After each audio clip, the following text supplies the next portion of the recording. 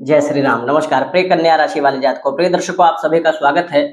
प्रिय दर्शकों, नवग्रहों में सबसे ज्यादा शक्तिशाली ग्रह और नवग्रहों में सबसे ज्यादा महत्वपूर्ण ग्रह शनिदेव, न्याय के देवता 40 दिन तक अस्त होने जा रहे हैं। 13 मार्च से लेकर 22 अप्रैल तक शनिदेव अस्त रहेंगे। इससे आपके जीवन में क्या प्रभाव पड़ेगा, आपको किन किन क्षेत्रों में शनिदेव के अस्त होने का भी लाभ मिलेगा एवं कहाँ आपको सावधानी रखनी है, नियंत्रण रखना है, एकदम ज्योतिषीय तथ्यों पर आधारित सटीक जानकारी देने का आपको प्रयास करेंगे।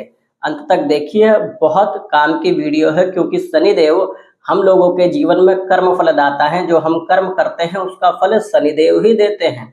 प्रिय दर्शकों, 13 मार्च से 22 अप्रैल ये 40 दिन की अवधि है। इसमें सबसे पहले जानकारी आपको देते हैं कि लाभ किन किन क्षेत्रों में देंगे, क्योंकि आपके राशि के अनुसार शनिदेव पंचम भाव के स्वामी हैं और षष्ठम भाव के, मतलब कर्जों से समस्या यदि है तो उसमें ऋण में कमी लाना, शत्रु का नाश करने का यह बहुत अच्छा योग है। शत्रुहंता योग बनेगा क्योंकि शनिदेव षष्ठम भाव के स्वामी है। भले ही अस्त हो जाएंगे लेकिन यह शत्रु से संबंधित समस्या यदि आ रही है तो उसमें कमी करेंगे ही।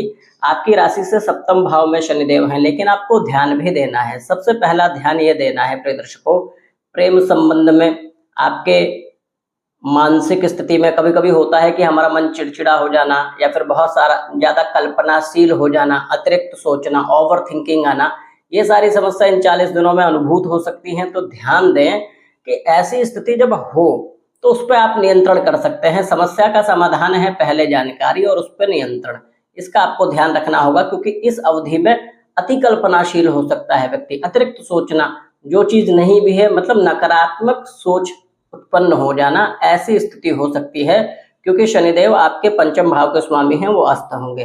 साथ में आपको ध्यान देना है अपने प्रेम संबंध पे। प्रेम संबंध में इन अवधि में ये जो 40 दिन का समय है, मनमुटाव या आपसी मतभेद संभव हैं। इसीलिए जब ऐसी स्थिति यदि इस बीच हो इन 40 दिन की अवस्था में, तो ये समझे कि ये समय निकाल देने का है, मतलब धैर्य रखने का है। और शनिदेव कहते हैं अनुशासन में रहना। शनिदेव अनुशासित व्यक्ति को ही पसंद करते हैं, जो नियमित रहे, अनुशासित रहे। तो इन 40 दिनों में नियम और अनुशासन नहीं छोड़ना है। साथ में विद्यार्थी वर्ग के लिए कंसंट्रेशन पावर को ठीक रखने के लिए चंद्रमा का उपाय और शनिदेव की पूजा, शनिदेव के मंत्रों का जप इत्यादि भी जरूरी है। और ध्यान रहे कि इस अवधि में मन भटकेगा। कारण यह है कि अभी हमने बोला अति कल्पनाशील, मतलब ओवर थिंकिंग। जब भी किसी व्यक्ति को ओवर थिंकिंग होगी, बहुत सारी चीजें सोचेगा, तो ये मन भटकना ही है। इससे क्या है, निर्णय लेने की क्षमता प्रभावित हो जाती है।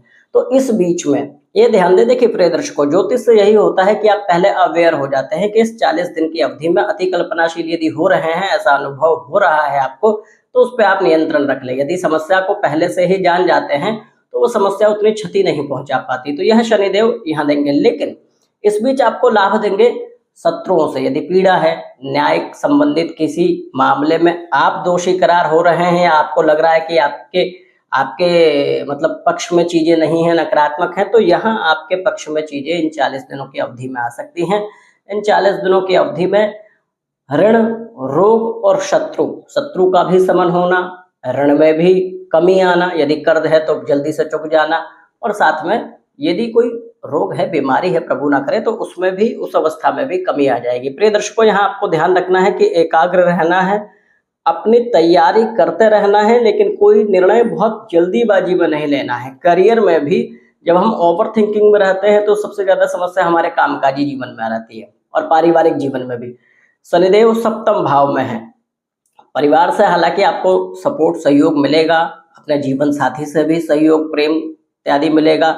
ये जो समय रहेगा इसमें यह भी हो सकता है कि सप्तमस्थ, जब सप्तम भाव में शनि अस्त होंगे तो पारिवारिक विवाद का निपटारा हो सकता है। यदि कोई समस्या पहले से चल रही है, ऐसा भी होता है कि पारिवारिक कलह से व्यक्ति परेशान है, तो इन 40 दिनों की अवधि में ऐसा हो सकता है कि आपकी समस्या कम हो, आपसी मतभेद सुलझे, दाम्पत्य जीवन के, वैवाहिक जीवन के। लेकिन देखिए प्रिय दर्शकों, अब एक विषय पे आ जाऊंगा तो बड़ा लंबा हो जाएगा।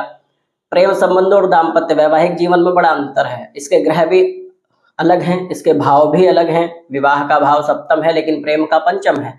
कभी कभी आपने देखा होगा कि बहुत से लोग 6 साल तक प्रेम संबंध में रहते हैं और जैसे ही शादी की तो 1 साल में ही डाइवोर्स हो गया। कारण ये है कि वह यह नहीं एनालिसिस करते कि प्रेम संबंध में रहना और वैवाहिक जीवन में रहने में बड़ा अंतर है। इसके ग्रह भी अलग अलग प्रभाव देते हैं। अभी इस विषय पे आऊंगा तो लंबी चर्चा हो जाएगी। अभी हमारा काम है आपको ये बताना कि प्रेम संबंध में जरूर तनाव आ सकता है, लेकिन अपने दाम्पत्य जीवन में मतलब शादीशुदा जीवन में स्थितियां अनुकूल हो सकती हैं। यदि पारिवारिक कलह से पीड़ित है या परिवार में ऐसी स्थिति हो रही है तो वो चीजें ठीक हो सकती हैं। शनिदेव का उपाय आपको करते रहना चाहिए। वैसे भी इन 40 दिनों तो करें ही करें, वैसे भी आपको शनिदेव का उपाय इसलिए करना चाहिए क्योंकि आपकी राशि से शनिदेव पंचम पति हैं, कारक ग्रह हैं।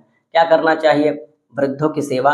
शनिदेव को सबसे अच्छा है समी के वृक्ष के नीचे सरसों के तेल का दिया जलाकर वहां शनिदेव के किन्हीं मंत्रों का जप करने से शनिदेव की सकारात्मक ऊर्जा आपको लाभ देती है, सकारात्मक ऊर्जा प्रविष्ट होती आती है और शनिदेव का नकारात्मक पक्ष कम होता है। एक तो ये है। और पीपल के वृक्ष में सभी देवताओं का निवास है। पीपल के वृक्ष में गोधूली में भगवान शनिदेव की उपासना करने से, अर्थात एक सरसों के तेल का दिया जला लें और शनि चालीसा का जप कर लें या शनिदेव के किन्हीं मंत्रों को आपको आता है, कंठस्थ है तो किन्हीं भी मंत्रों का आप जप कर लें। इससे शनिदेव के सकारात्मक फलों में वृद्धि होगी और शनिदेव के अस्त का जो नकारात्मक प्रभाव यदि आना भी होगा तो वो भी कम हो जाएगा। प्रिय दर्शकों, ये हमारा ज्योतिष आध्यात्मिक चैनल है। आप हमारे चैनल को जरूर सब्सक्राइब करें, वीडियो को लाइक करें, अन्य लोगों को भी शेयर करें, अपनी प्रतिक्रिया अवश्य दें। कोई भी ज्योतिषीय जानकारी आपको चाहिए, अपनी कुंडली का संपूर्ण विवेचना करवाना हो आपको तो दिए गए नंबर पे संपर्क कर सकते हैं सशुल्क। अभी के लिए धन्यवाद।